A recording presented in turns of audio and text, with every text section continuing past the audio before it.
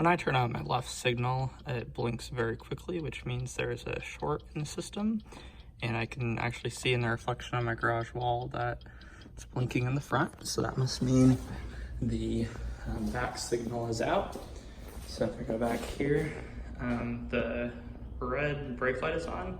That's actually a double bulb. And so the signal is not working.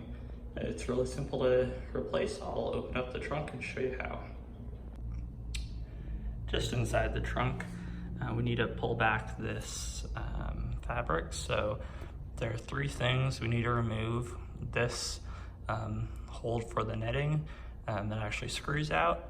And then we have a couple of those plastic pop outs.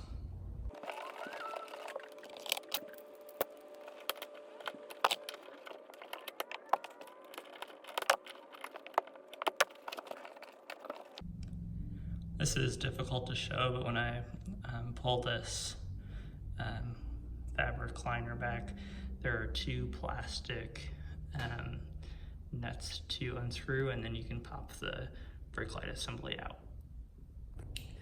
There were actually 3 of those plastic nuts, but now that they're removed, we can just pull the whole brake light assembly out, and there's still a cable connected for power, obviously.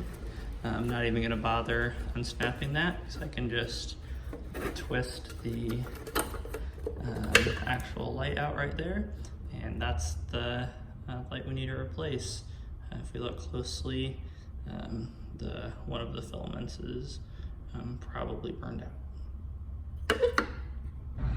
I ran to the store, got a new bulb, and put it in right here in the parking lot, and we are good to go. So just have to put these 3 nuts back on, and then a couple clips in that screw to hold the edge on, and this job is done.